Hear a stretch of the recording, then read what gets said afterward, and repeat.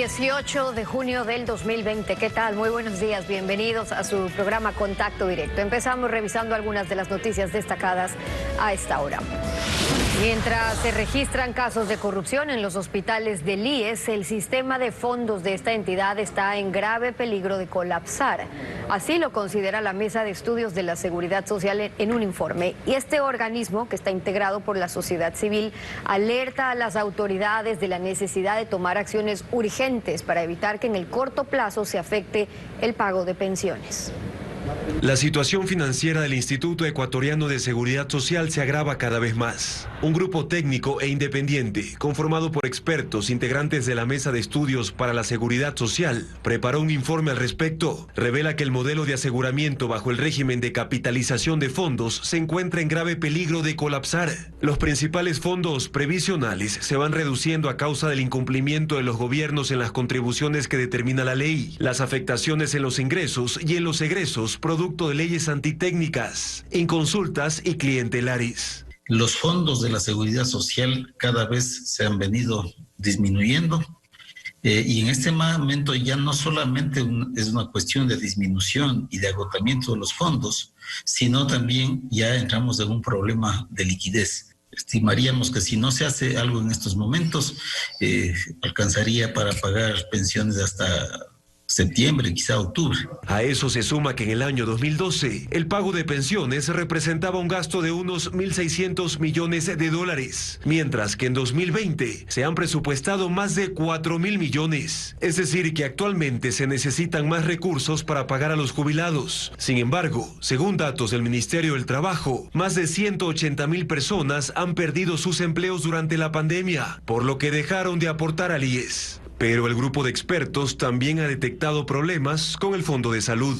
Tenemos un seguro de salud que está financiando la entrega de prestaciones de salud sin tener el debido financiamiento. Es decir, ahí hay un hueco de financiamiento. Puede llegar un momento en que se empiece a restringir los servicios de salud y eso no estaría bien. Este grupo de expertos hace varias recomendaciones a las autoridades, entre ellas, cumplir de forma prioritaria con el 40% de aporte estatal a las pensiones e implementar una economía de guerra institucional, reduciendo los gastos innecesarios. Quito es la ciudad con el mayor número de muertes a escala nacional en lo que va de junio, según las cifras del registro civil. El número de fallecidos va en aumento en provincias de la Sierra como Pichincha y Cotopaxi. Las cifras de fallecidos están bajando, al menos es la tendencia en muchas de las provincias de la costa, según el director general del Registro Civil, Vicente Tayano. Sin embargo, en la sierra, el panorama es distinto. En la primera quincena de mayo, Cotopaxi tuvo 62 muertes y en junio subió a 129 fallecidos. Mientras que Pichincha aumentó de 667 fallecidos en mayo a 804 en los primeros 15 días de junio.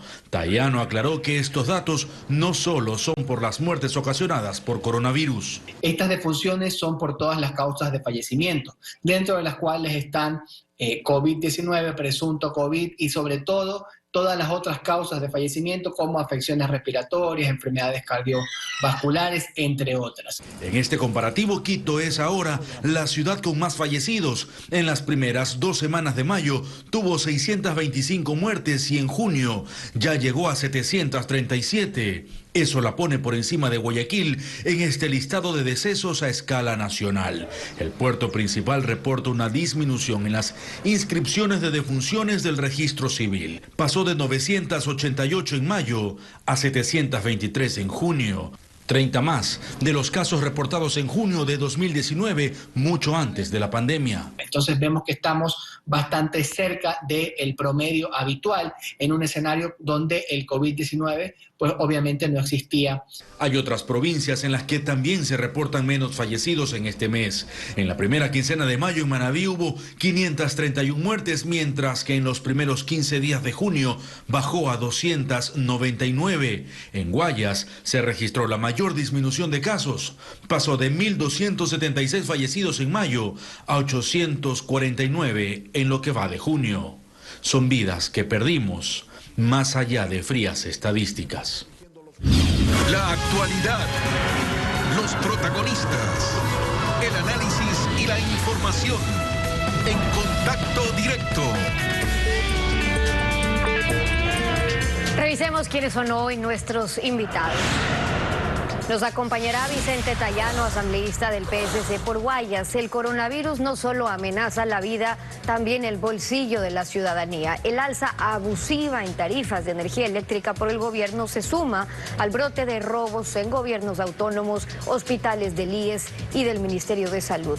El compromiso del gobierno de corregir la facturación y de la asamblea para vigilar su cumplimiento. Lo vamos a analizar.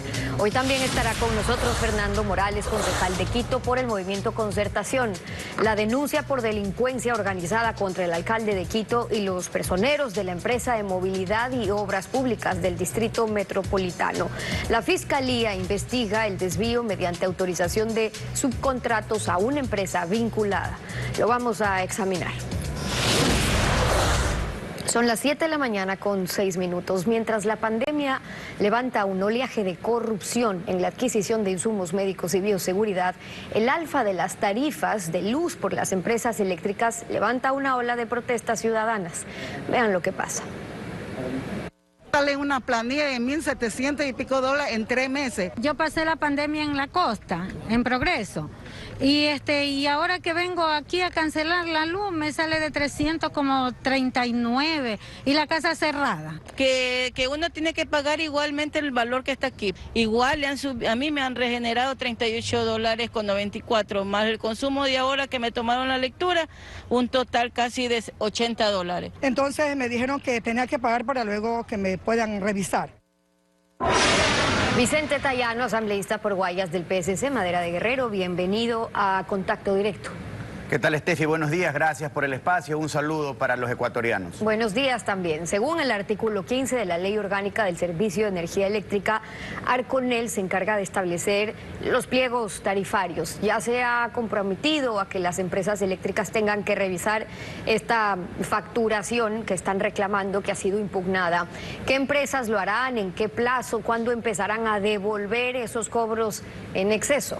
Lamentablemente el Ecuador entero está siendo golpeado y alarmado e indignado a la vez por los valores que se pretenden cobrar como consumo de energía eléctrica, no solo en las provincias de la sierra, sino también este problema se agrava en la costa, en la región insular y fundamentalmente en la Amazonía. ¿Y por qué? Porque el Arconel, primero, como lo voy a demostrar con este documento, el 9 de abril, mediante la resolución 001, tomó una muy mala decisión. En consecuencia, supuestamente de la pandemia, disponer la posibilidad de que las empresas distribuidoras puedan realizar una estimación. Y esa es la primera parte del problema, porque empezamos a recibir planillas que no correspondían a una lectura real y coherente del consumo de la casa. El segundo problema... O sea, una estimación en función de una presunción, o sea, lo que consumieron el año pasado, 3 meses, entonces según eso estimamos, y en abril, es decir, en media pandemia, deciden hacer los cobros así. Usted recibió en abril su primera factura y ya teníamos obligatoriamente 15 días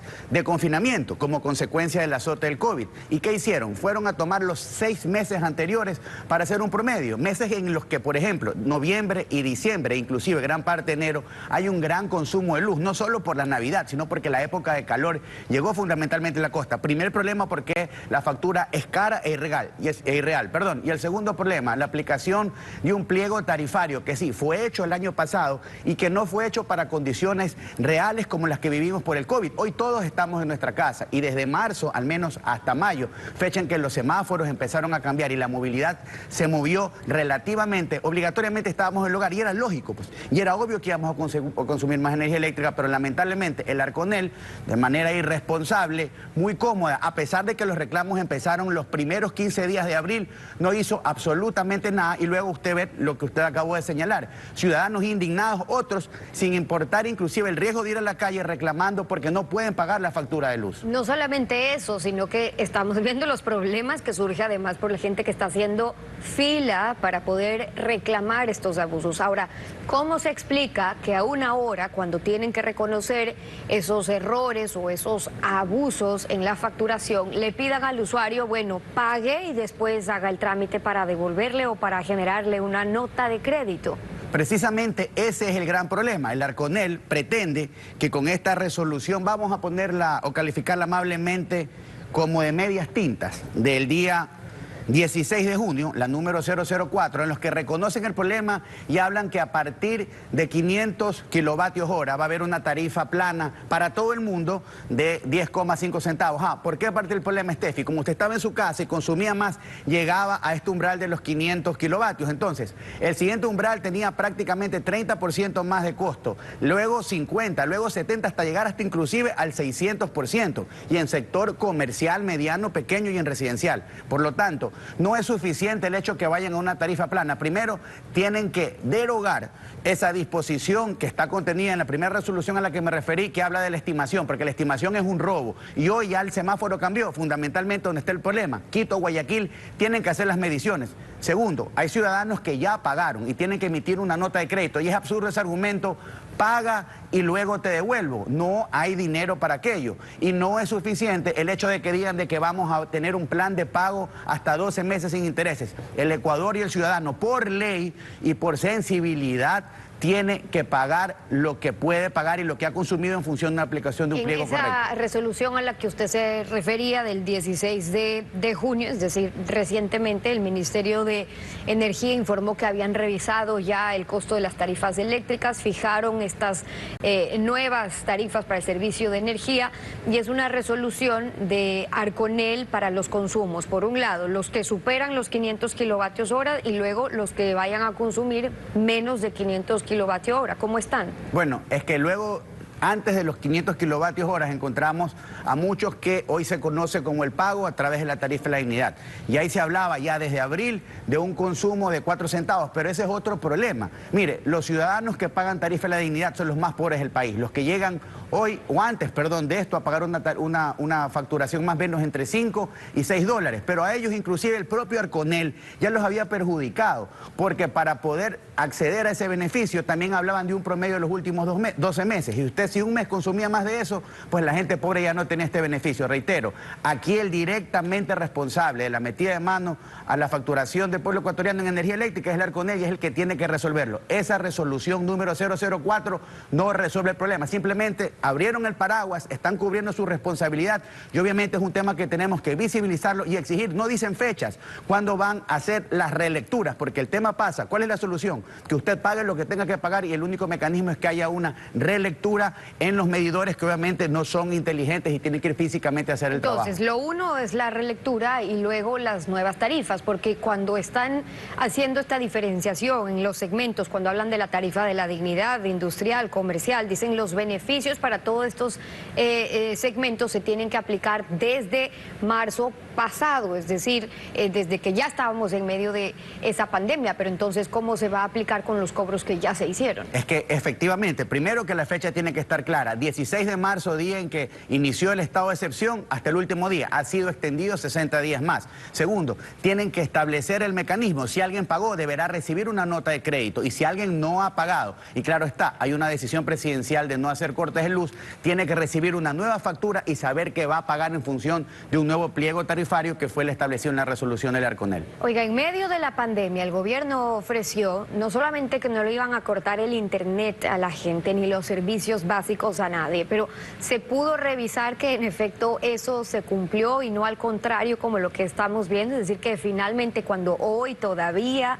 la gente no está en capacidad de pagar ni siquiera los precios justos, no se diga con estos sobreprecios, les haya ocurrido y se haya cumplido en que no se hayan cortado, suspendido servicios en distintos puntos del país, porque también se reciben denuncias al respecto. Bueno, durante, yo creo, los primeros 45 días del confinamiento existieron esos problemas, le siguieron cobrando a las personas, inclusive algunos recibieron suspensión de servicio de internet, y hay otro problema que alarma tanto como este problema en la sierra y en la costa de las planillas eléctricas. En Quito hay un gran reclamo por la facturación de agua potable. El problema es que no se han dado las mediciones, y los estamentos competentes, las superintendencias, en ese sentido, tienen que realizar su trabajo. Y en materia de electricidad, el Arconel tiene no solo que enmendar, sino que también tienen que ser sancionados, porque aquí hay una metida de mano al bolsillo de los ecuatorianos.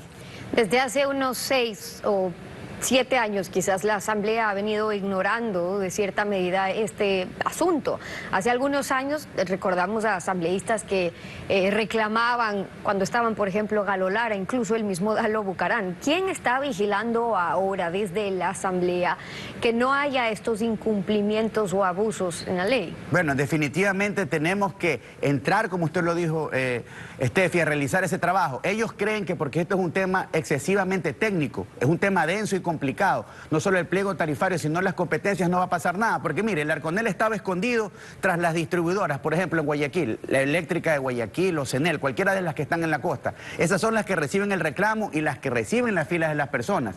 Pero definitivamente quienes realizan la política en esta materia, legal y constitucionalmente, es el Arconel, y por eso estamos sobre este proceso de control. Yo ya se lo comuniqué al presidente de la República, a la Asamblea necesaria, y vamos a llevar de aquí en adelante, no solo en materia de energía eléctrica, sino también de los otros servicios básicos, como el Internet, un proceso de fiscalización para exigir enmiendas. Usted se ha dirigido al director con una amplia solicitud.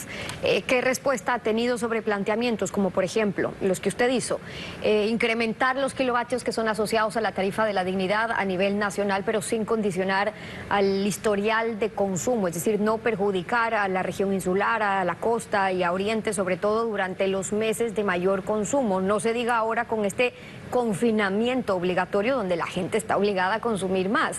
¿Cómo deberían incrementarse entonces estos kilovatios? Bueno, presentamos el reclamo de manera técnica al presidente de la República, al directorio del Arconel, al viceministro de Electricidad, que también es responsable y autoridad competente en esta materia. ¿Qué recibimos? Más o menos entendieron lo de la tarifa plana, 10,5 centavos a partir de los 500 kilovatios. En tarifa de la dignidad, en 4 centavos, pero aún eso no es suficiente.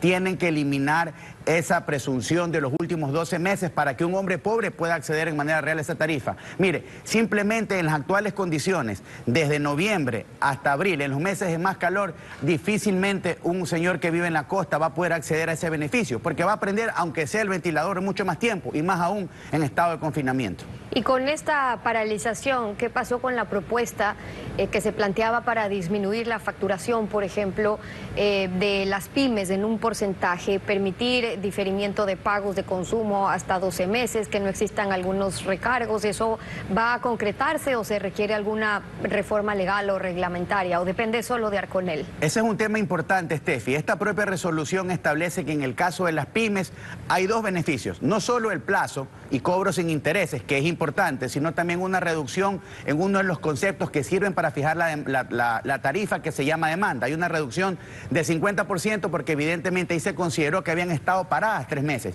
y no pueden ir a hacer un cálculo inexistente. Hay un beneficio que lo considero relativo, pero lo importante ahora es que nos digan las fechas de las nuevas lecturas y desde cuándo vamos a empezar a aplicar y a recibir las nuevas facturaciones. El asambleísta Vicente Tayano acompañándonos hoy en Contacto Directo. Muchas gracias por haber estado con nosotros. Usted, Steffi, buenos días. 7 de la mañana con 18 minutos. El colapso en las áreas de cuidados intensivos por los pacientes de COVID no solo se evidencia ahora en la capital, en Quito. Hay varias provincias del país que están reportando que llegan ya a su límite. La situación se complica en Cotopaxi. El hospital básico del IES está lleno y ya no hay opción de atender más pacientes con COVID-19. Que no me quieren atender. Estoy muy indignada porque mi hijo tiene síntomas y no me quieren atender y no sé, me dicen que no hay camas y que espere. En el Hospital General de la Tacunga se había informado que estaba en un 90%, pero ahí se denuncia que pacientes con síntomas de COVID ya no pudieron ser atendidos. Tenemos personas en espera, en lista de espera, buscando una cama con terapia intensiva y lastimosamente ningún hospital nos quiere dar respuesta. En Santo Domingo las cosas no son muy distintas. Desde el fin de semana se reportó que varios pacientes tuvieron que ser trasladados a Guayaquil por falta de respiradores y camas. Tengo que ver una ambulancia que nos cobra $700 y no tenemos ese dinero como para poder transportarle a mi hermano a Guayaquil. En Manabí, los hospitales de Manta, Portoviejo, Pedernales y otros cantones llegaron al 90% de ocupación. En Tungurahua se reporta una situación similar.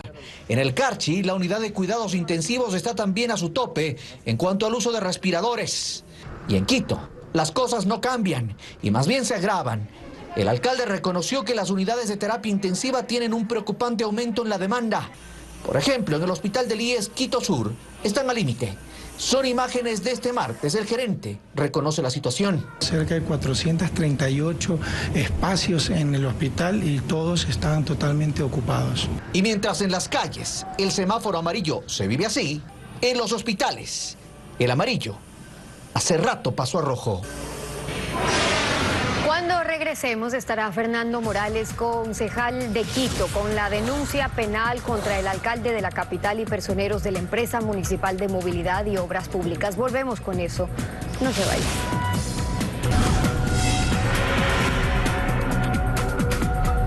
El asambleísta Daniel Mendoza solicitó a la Fiscalía que lo convoque para ampliar su versión sobre los hechos que se investigan. La tarde de este viernes será trasladado desde la cárcel 4 para cumplir con la diligencia.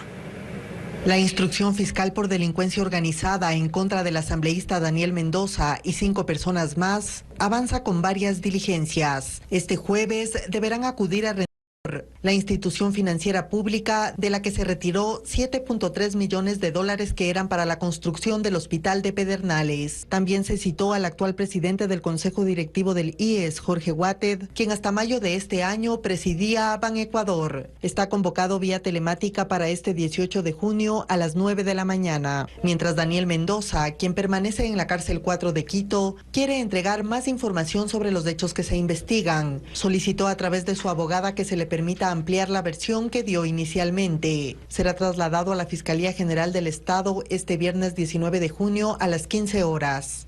También ampliará su versión René Tamayo, director del Servicio de Contratación de Obras SECOB. Lo hará el próximo lunes por vía telemática desde la cárcel 4. Además, el juez de la causa autorizó a la Fiscalía para que extraiga y materialice la información de teléfonos celulares, dispositivos electrónicos, documentos y demás evidencias incautadas en los allanamientos realizados. 7 de la mañana con 26 minutos. César Montúfar, ex candidato a alcalde de Quito, y Fernando Morales, concejal de Quito por el movimiento Concertación, han elevado una denuncia penal a la Fiscalía por los hallazgos de indicios de responsabilidad penal de Contraloría en los contratos de las empresas metropolitanas de movilidad y obras públicas y la de agua potable. Son denuncias en contra del alcalde Jorge Yunda, de los exgerentes de esas empresas municipales y de 2 contratistas municipales. Fernando Morales, concejal de Quito, bienvenido a Contacto Directo. Buenos días, estimada Stephanie. Así es, nosotros el día 15 de junio, en conjunto con varios ciudadanos que, manteniendo la distancia respectiva, nos acompañaron, pudimos poner la denuncia en la Policía Judicial que se remite a la Fiscalía por este presunto delito de delincuencia organizada y peculado. Existen varios elementos que son fundamentales. Hay que mencionar transferencias ilícitas que tienen que ser esclarecidas, una por 1.3 que equivalen a 1.3 millones y otra transferencia que suma aproximadamente 2.1 millones. Ahora, antes de examinar las responsabilidades también que encuentra Contraloría y la vinculación de esas personas denunciadas, veamos primero los hechos. ¿Cuáles son los contratos cuestionados por la auditoría de Contraloría en la empresa de movilidad y obras públicas? Luego vemos la de la empresa de agua potable. Bueno, hay varios contratos cuestionados, hay algunos informes de Contraloría. Dentro de ellos, los más importantes, hay uno de 31 millones de dólares donde hay observaciones bastante fuertes. En este contrato se ha reflejado indicios de responsabilidad penal. El MOB invitó directamente a una empresa privada, Solutions. El contrato fue adjudicado a otro consorcio con personalidad jurídica diferente, Consorcio Repavimentación Quito. Ese consorcio se dio a la compañía Erdoiza y a la compañía Inco, pues aparentemente la ejecución de los subcontratos. Los pliegos de las características fueron ajustados, los pliegos de las características técnicas se ajustaron para poder adaptarse a las empresas privadas. Los funcionarios de la empresa municipal no lograron justificar en ningún momento las especificaciones técnicas que pusieron en el contrato. Asimismo, tuvieron mucha dificultad para poder reflejar cuál fue el esquema que utilizaron para hacer el análisis del estudio comparativo. Ahora, entonces, Contraloría, ¿haya indicios de responsabilidad penal en la adjudicación directa de ese contrato al consorcio Repavimentación Quito, que luego se dio a las compañías Genco y Ordoiza Crespo Construcciones? Una parte de la ejecución de los trabajos lo cedió porque no contaba con la capacidad para ejecutar esta obra por $30 millones, por cierto. ¿Cómo se procedió entonces a esa adjudicación directa? Se utilizó el mecanismo que está dentro de la ley, que se lo denomina el régimen especial, que se contrata con empresas públicas. Pero para hacer este mecanismo de contratación se requiere obviamente cumplir con los debidos justificaciones técnicas, la normativa, justificación económica, análisis técnicos y financieros. La Contraloría en su informe refleja que no se han realizado las debidas justificaciones, por lo tanto también en su informe tiene esta observación de manera contundente. Los funcionarios de la empresa municipal no justificaron a través de estudios la necesidad y conveniencia técnica y económica de la contratación directa bajo régimen especial, como tampoco realizaron la comparación de la capacidad operativa del consorcio con otras empresas. Tampoco se justificó por qué se realizó una invitación directa, es decir, no se realizó un análisis concreto que evidencie que dicha compañía ofrecía las mejores condiciones económicas para la entidad. Y esas obras están en ejecución. ¿Cuánto ha pagado el consorcio a los subcontratistas? ¿Cuánto sería o cuánto se calcula que sería el perjuicio al municipio en el caso de haber? Bueno, cuando no se licita, como es lo que correspondería normalmente, puede existir un perjuicio del 3 al 20% del monto total del contrato. Es decir, mínimo en este contrato podríamos estar hablando de 1.5 millones como mínimo, pero sumando todos los contratos, porque esta compañía Innosoluciones tiene un factor bastante peculiar. Dentro del municipio de Quito no solo ha contratado con EMOB, es una de las empresas más fuertes, ha contratado con EMAPS, y no queda esto ahí, ha contratado con un gran número de administraciones zonales. Por lo tanto, hay un factor común que es esta coordinación con la empresa Innosolutions para lograr sacar contratos de manera directa con este régimen especial. Y en todos estos contratos obviamente se aplica la misma dinámica, que no hay una licitación, por lo tanto no existe una reducción de los montos de la oferta. Ahí puede haber un primer perjuicio para la institución municipal. Ahora, vamos con las irregularidades que encontró Contraloría en la empresa municipal de agua potable. ¿Por qué una vinculación entre personas acusadas? Aquí hacen referencia, son otros informes de Contraloría en donde encuentran indicios de responsabilidad porque ha habido presuntos sobreprecios en la compra de insumos para atender la emergencia sanitaria. Hay varios productos que en muchos de los casos tenía la empresa EMAPS que producirlos, han sido subcontratados, e inclusive en los informes se refleja que en uno de los contratos puede existir aproximadamente $400,000 de sobreprecio, y en el otro contrato puede existir un aproximado de $70,000 de sobreprecio. Es decir, nuevamente se puede reflejar que dentro de la planificación municipal existe un factor común que lamentablemente se está evidenciando, que es una falta de coordinación con los precios reales de mercado, y no creemos que es únicamente una simple falla de un término de referencia, sino que existe ya una coordinación.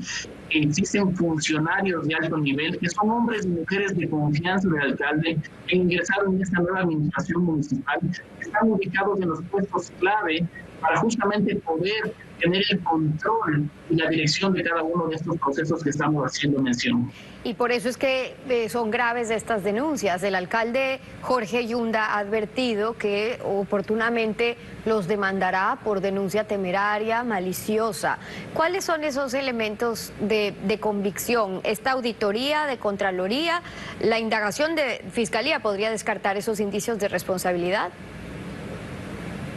Bueno, tenemos los indicios de responsabilidad penal y hay informe de infirme de la Contraloría, que los tengo aquí justamente porque en algún momento se hablaba de que era únicamente un tema mediático. Aquí están los informes, el informe de Contraloría. Tenemos también, y es de conocimiento público, las transacciones ilícitas que se han realizado en diferentes empresas, hay empresas municipales. Hay una transacción de 2.1 millones de dólares realizada en una empresa privada sin tener en ese momento ningún tipo de documento contractual y tampoco tener ningún respaldo de transacción con el SRI. Eso es bastante grave. También existe este factor común de la empresa InmoSolutions contratada en diferentes empresas municipales. Existe esta presunción de triangulación con las empresas privadas que han sacado la mayoría de sus contratos para la ejecución de estos contratos grandes que hacemos mención. Hay un factor también bastante importante que es funcionarios de empresas privadas que están sacando estos contratos, que están justamente dirigiendo espacios diferentes en las empresas públicas, han sido anteriormente funcionarios en estas empresas. Me explico de manera correcta. Como un ejemplo puntual, la empresa Genco tenía funcionarios años pasados, antes de entrar a la administración del alcalde Yunda, y estos funcionarios ahora, de coincidencia, de gran coincidencia, se encontraban dirigiendo espacios estratégicos dentro de empresas municipales de alta envergadura. Ahora, el alcalde de Quito dirá, como muchas de las autoridades responden en este tipo de acusaciones y casos, que primero habría que ver si es que hay una responsabilidad directa de la autoridad, si no han sido ellos los que firman en los casos en los que no han firmado nada, sino que son distintos funcionarios. Van a pedir a Fiscalía que aplique esta figura del autor mediato, por ejemplo, que se utilizó en el caso de sobornos contra el expresidente Correa. La Fiscalía tiene ya conocimiento de la denuncia. Nosotros, de manera responsable, en conjunto con César Montúfar, hemos planteado esta acción legal justamente para poder evidenciar a detalle cada uno de los elementos que se han mencionado hoy en esta entrevista y también están puestos por escrito. La Fiscalía será quien determine qué tipo de responsabilidad tiene, si tiene responsabilidad penal, si tiene responsabilidad civil, y la Fiscalía será quien se encargue de seguir todo este procedimiento. Nosotros, primero como ciudadano en mi caso, y también como concejal de Quito, estoy en obligación de denunciar estos presuntos hechos de corrupción que están ocurriendo. La delincuencia organizada que se habría estructurado con el propósito de beneficiar mediante la disposición arbitraria de dineros públicos a posibles empresas privadas a través de sus contratos, se presume que se ha incurrido de esta forma en la conducta penalmente relevante tipificada en el artículo 278 del COI para el delito de peculado y obviamente de delincuencia organizada que los cobija a otros delitos. Y eso es lo que tendrá que determinar Fiscalía. Es la denuncia de Fernando Morales, concejal de Quito, acompañándonos hoy en Contacto Directo. Muchas gracias por haber estado con nosotros. Muchas gracias, estimada Stephanie. 7 de la mañana con 37 minutos. Vamos a una pausa, volvemos con más. No se vaya.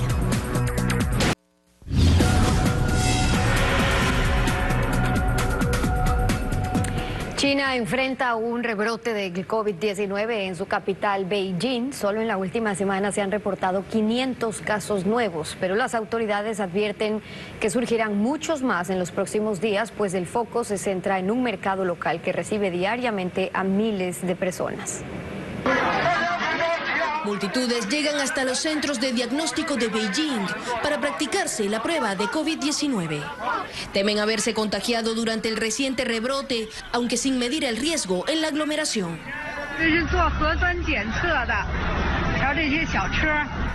Cientos de bicicletas en este parqueadero evidencian la cantidad de personas que esperan su turno para ser atendidas en este laboratorio. Y es que el temor se ha apoderado de los habitantes de la capital china, luego de que se registraran más de 500 nuevos casos del virus en la última semana. La mayoría de ellos relacionados con el mercado más popular de la ciudad. El mercado es el mayor centro de comercio agrícola de Beijing, con una amplia logística y una gran cantidad de visitantes. Existe un alto riesgo de propagación del virus que sería difícil de controlar, dice esta funcionaria. A pesar del cierre del establecimiento, la posibilidad de un aumento en los casos es inminente, por lo que las autoridades locales han elevado el nivel de alerta, sanitizando 276 mercados y aplicando más de 350.000 pruebas en los últimos 4 días. Las clases en Beijing también fueron suspendidas y más de 1.200 vuelos desde y hacia la ciudad fueron cancelados. La capital china, que al inicio de la pandemia se mantuvo prácticamente inmune, tiene hoy poco más de 200 pacientes hospitalizados, algunos de ellos en condición crítica. Con esto estamos concluyendo esta emisión de Contacto Directo. A ustedes, como siempre, gracias, su confianza y sintonía. Mañana estarán Lenin Artieda y Samantha Mora. Quédese aquí en sintonía. Empieza ahora Televistazo en la Comunidad.